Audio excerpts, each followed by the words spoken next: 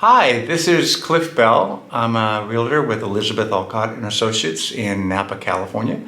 And today my topic is don't let interest rates stop you from buying real estate if that's really your goal. And let me go through the things I'm going to cover of why waiting might be bad. I have some tricks and techniques to get a lower interest rate than what's available directly on the market. And then there's always the low down payment options for those people who are waiting or interest rates and they have the income but don't necessarily have the down payment. And then my last topic I'll talk about is how you can do a buy now and refinance later. So if the interest rates are high now, you can always potentially refinance when they do get lower. Anyway, so let me get right into it and I'll go into each one of those topics.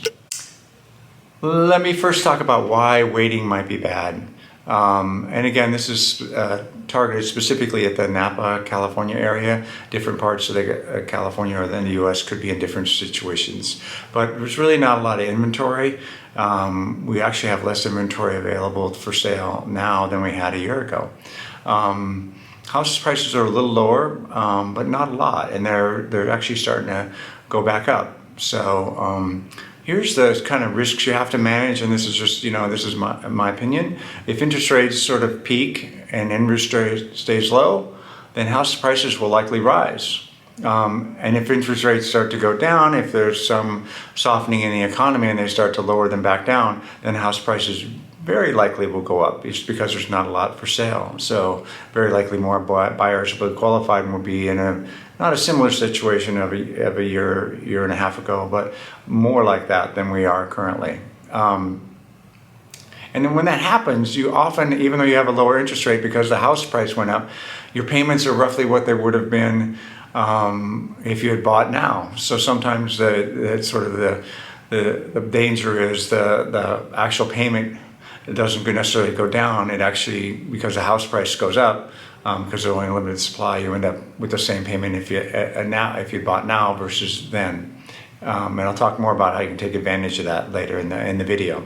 And again, if the house prices start to drop, what will happen is more buyers will jump in because they'll see house prices are increasing and they won't want to miss it. And then you get back into competing with more buyers when you're trying to buy the home that you want.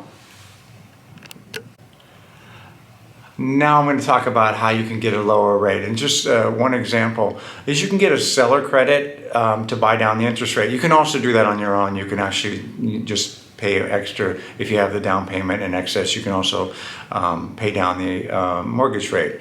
And you can ask for seller credit and use that money to do that. And contact me, and I have the information in the link in the description below with how to get a hold of me, and I can put you in touch with one of the lenders that's very capable of doing that.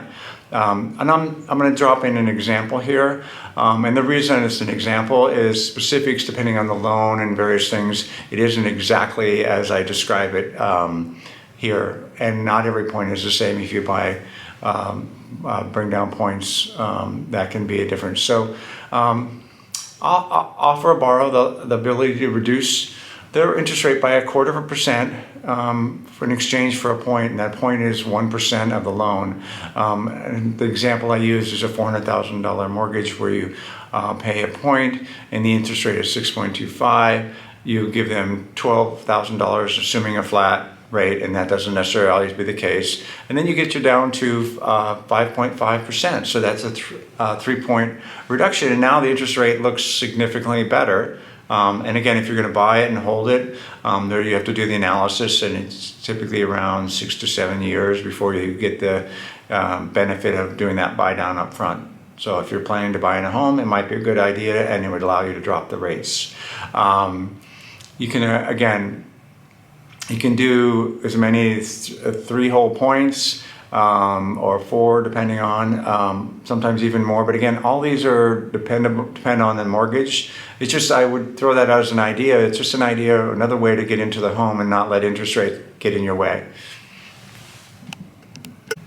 I was talking about interest rates, I also wanted to touch on low down payment option. There are 0% downs. Those haven't gone away yet. There are 3% downs, which is a little more common.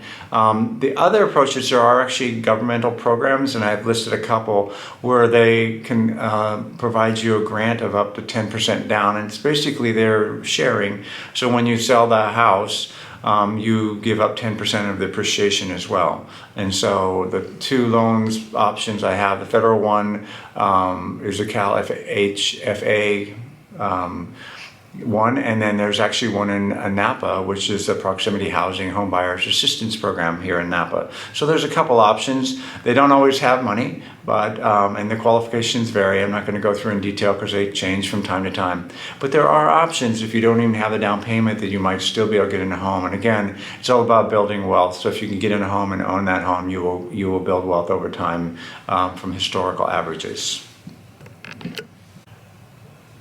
And lastly, my personal favorite is the buy now, refinance later.